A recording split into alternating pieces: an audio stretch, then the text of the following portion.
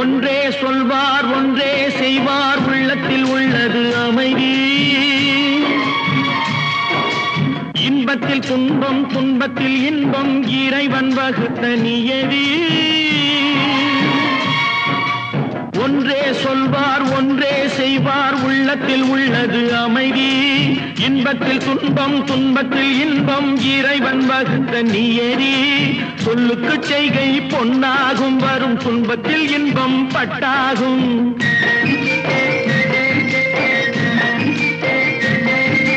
சொல்லுக்கு செய்கை பொன்னாகும் வரும் துன்பத்தில் இன்பம் பட்டாகும். இந்த இரண்டு கட்டளை அறிந்த மனதில் எல்லா நன்மையும் உண்டாகும், எல்லா நன்மையும் உண்டாகும்.